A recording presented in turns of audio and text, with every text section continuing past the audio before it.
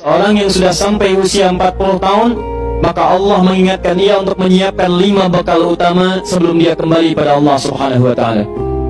Hati-hati yang sudah sampai 40 tahun, jika Anda belum memiliki satu di antara 5 ini, Anda mesti khawatir. Dan ini peringatan dari Al-Quran. Baik, 1.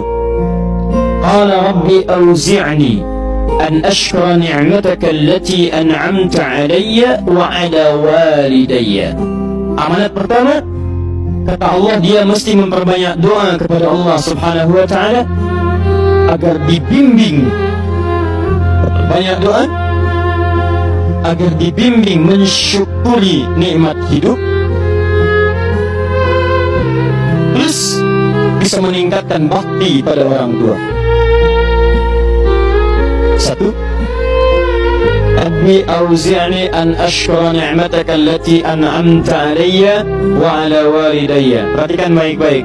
Ya Allah, mohon bimbing saya untuk selalu bisa mensyukuri segala nikmat yang telah Engkau berikan pada saya sekarang, 1, dan pada kedua orang tua saya.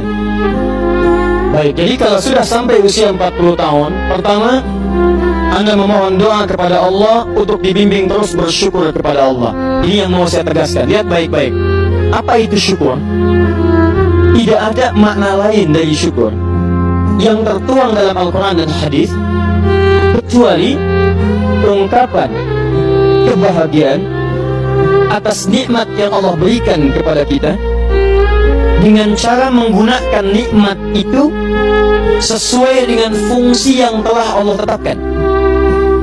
Misal, kita akan bersyukur dengan nikmat penglihatan mata. Anda diberikan 40 tahun dalam hidup, mata masih bisa melihat. Bagaimana mensyukuri nikmat mata? Kalau Anda ingin syukuri nikmat mata, maka yang paling singkat, gunakan nikmat mata ini sesuai dengan peruntukan yang telah Allah tetapkan. Fungsi yang telah Allah tetapkan. Apa fungsi mata? Masih ingat? Melihat yang baik-baik. Quran surah ke-24 ayat 30 untuk laki-laki, ayat 31 untuk perempuan. Qul lil mu'minina yaghuddu min absarihim. Katakan pada pria-pria yang merasa punya iman. Dengan iman itu dia yakin dengan akhirat. Wa bil akhirati hum yuqinun. Karena yakin dengan akhirat dia sadar akan pulang dan dia tahu nikmat matanya akan ditanya oleh Allah Subhanahu wa Ta'ala.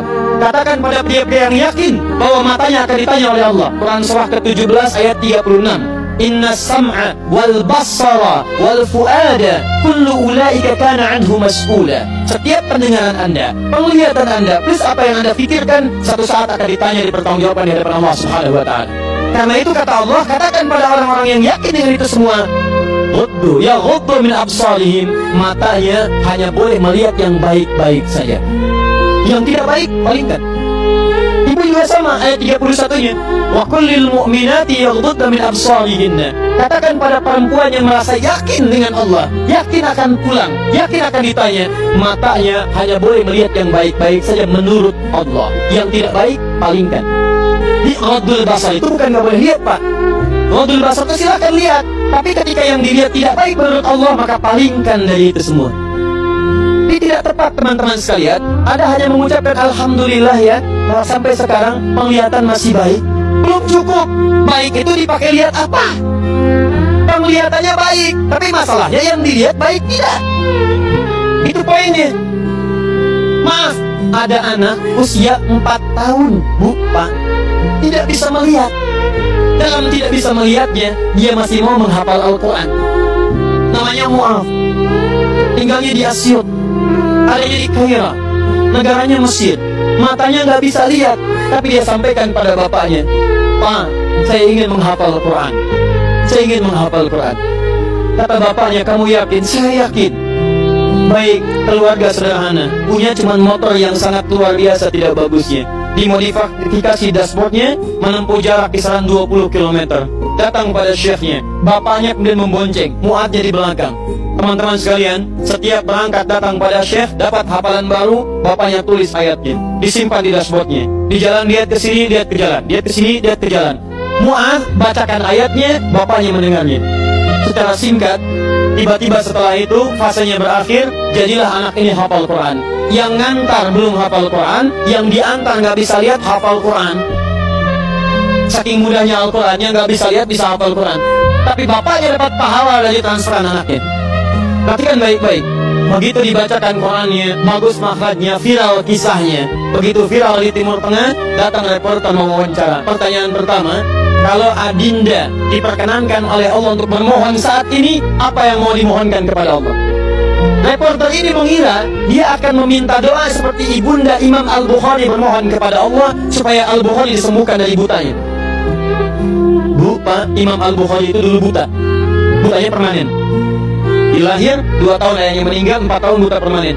Nanti ada satu kejadian di situ, yang dengan kejadian itu ibunya berdoa kepada Allah, anaknya menghafal Quran sampai di surat Qaf, ya, ayat ke-22. Anaknya merajaah ayat, ibunya memohon kepada Allah sambil menangis, sambil tertidur, sampai tertidur. Disitulah kemudian terjadi sesuatu yang luar biasa. Seketika Allah sembuhkan Al-Bukhari kecil, matanya bisa melihat kembali. Karena kajian kita bukan di sini, lain waktu nanti saya terangkan. Anda yang punya kitab Fathul Bari, Syarah Sahih Al-Bukhari, beri jilid pertama, kitab Muqaddimah, halaman 634, paling kiri, paragraf yang ketiga, bagi 1 sampai dengan 9. Anda temukan kisahnya. Nah, reporter ini mengira, ini Mu'adz akan minta kepada Allah seperti Al-Bukhari kecil memohon kepada Allah, matanya bisa melihat lagi. Nyata lihat baik-baik. Kalau saya diperkenankan bermohon kepada Allah dan permohonan saya dikabulkan, maka pertama saya akan mohon kepada Allah untuk tetap membutakan mata saya sampai dengan kiamat. Ya Rabb, mohon butakan mata saya sampai kiamat, karena dengan buta mata ini saya bisa menghafal Quran. Saya takut ya Allah, kalau saya melihat lagi, mata saya melihat maksiat dan hilang Quran dari hafalan saya.